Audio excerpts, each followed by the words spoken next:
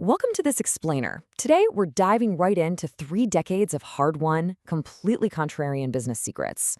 We're going to challenge and basically dismantle pretty much everything the traditional system has ever taught you about success.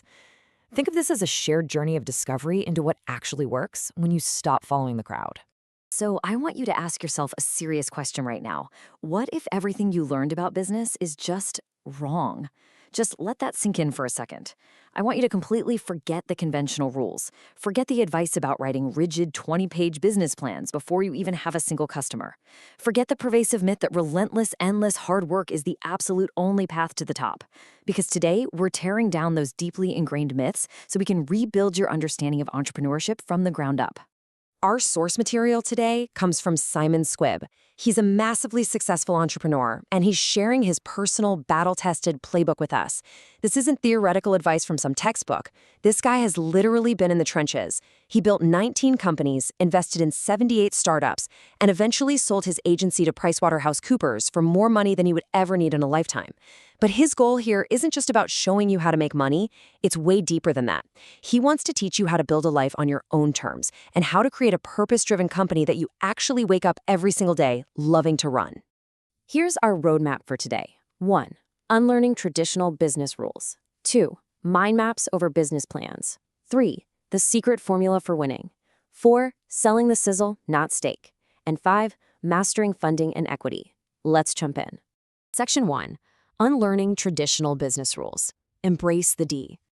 Okay, to really succeed, we first have to understand how the traditional education system conditioned us from childhood. Think about it. The school system strictly demands perfection, right? It trains you to aim for an A on every single test and to be absolutely terrified of making a mistake. It teaches you that failure is final. But the successful entrepreneur? They actively embrace the D. They learn to love losing. They understand that bouncing back from a failure and letting their ego take a hit is exactly how you gather real-world data. In fact, our source notes this fascinating, almost ironic reality. 80% of A students actually end up working for those risk-taking D students who weren't afraid to step outside the lines and fail forward. Moving on to Section 2, Mind Maps over Business Plans. Staying nimble. Look, traditional business plans are often traps. They're highly linear, totally restrictive, and honestly, they can kill companies before they even get off the ground. Why? Because you spend weeks or months writing this perfect document, but reality doesn't care about your document. As Mike Tyson famously said, everyone has a plan until they get punched in the face. In business, market shifts and unexpected challenges are that punch. The moment reality hits, a rigid plan falls apart, and founders just freeze up because they don't know how to adapt. Replacing that outdated document with a fluid mind map allows you to pivot instantly. It lets you duck and weave like a boxer dodging punches. A mind map is nimble, it's completely limitless, and best of all, it doesn't cost you a single dime to create. So how do we actually build one of these mind maps? It's incredibly intuitive. You just place your core passion or your favorite hobby right in the center of the page. That's your anchor. From there, you draw branches radiating outward to explore infinite possibilities. Maybe the first branch is starting a podcast to build up a network of influential people in your niche. The second branch could explore potential brand partnerships. A third branch might map out an app or web platform, while a fourth looks at merchandising down the line. You're mapping out all these diverse, interconnected revenue models and community connections completely organically. You're giving your brain the freedom to explore every single angle of your passion without being boxed in by stuffy financial projections. All right, Section 3. The secret formula for winning. Hacking your luck. We have all heard the myth. The harder you work, the luckier you get. It's repeated in every corporate seminar and on every motivational poster out there. But our source calls this an absolute lie designed to keep you running on the hamster wheel. Think about it critically for a second. If hard work alone directly equaled financial success, every nurse, every construction worker, and every teacher in the country would be a multimillionaire. They work incredibly hard. True, life-changing success doesn't just come from blinding yourself with endless hustle and burnout. It comes from taking smart, calculated risks. It comes from positioning yourself in places where luck can actually find you. So how do you actively hack your luck? It breaks down into 3 highly actionable steps. Step 1, be relentlessly persistent. Sometimes winning just means outlasting your competitors. They're going to get tired and quit. You won't. Step 2, know your exact destination. You have to clearly define what success looks like for you personally, not what society tells you it should be. Without a destination, you're just driving fast and nowhere in particular. And step 3, this is the crucial one, embrace fear and take risks. Why does taking risks make you lucky? Because every time you put yourself out there, pitch a wild idea, or start a new venture, you create a brand new surface area for serendipity to strike. The more risks you take, the luckier you get, simply because you're staying in the game long enough to eventually win big. Section 4. Selling the sizzle, not steak. The art of connection.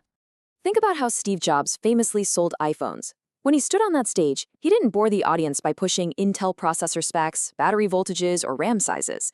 He knew nobody really buys a phone just for the circuit board.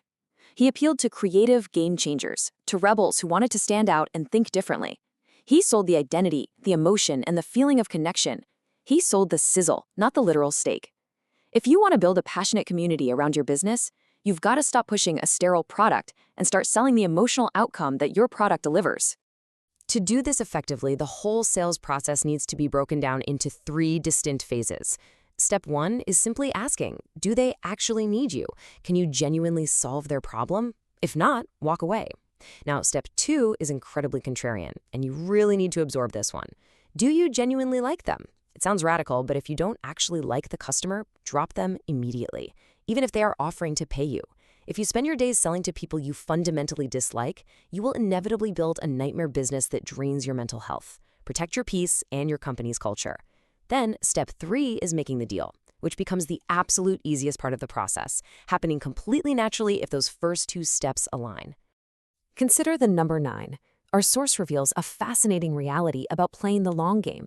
It took him 9 years of polite, monthly, value-driven follow-ups to land some of his most massive company-making clients. 9 years. In a world obsessed with overnight success and instant hacks, this proves the immense, unmatched power of delayed gratification. He wasn't spamming them. He was building a relationship, month by month, year by year, until the timing was perfectly right. And when it comes to marketing that sizzle and playing the long game, you have to consider what our source calls the staircase philosophy. He shares this absolutely brilliant anecdote where he literally bought a random staircase at an auction in London for £26,000. People thought he was crazy. A staircase leading to nowhere? But it was pure genius. He did it to newsjack a current event about real estate prices. And the sheer absurdity of buying just a staircase generated millions in free global PR. Every major news outlet picked up the story. But he didn't stop at the stunt. He evolved that empty staircase into a service, turning it into a platform where aspiring entrepreneurs could literally sit on the stairs and pitch their dreams to him. Eventually, the reach became so massive that he got huge brand partners to sponsor the content, funding the whole operation. The lesson here is profound. Do something wild to cut through the noise and stand out. Which brings us to Section 5, Mastering Funding and Equity, Giving Without Taking. So how does 1 + 1 = 11? Well, it's the exponential math of true partnership. When you're building a team, finding a co-founder who has completely opposite skills to you, maybe you're the visionary and they're the operator, but who shares an absolutely identical moral code, changes everything. That alignment of values, combined with a diversity of skills, multiplies your potential far, far beyond what you could ever achieve working alone. You don't just add your skills together, you amplify them.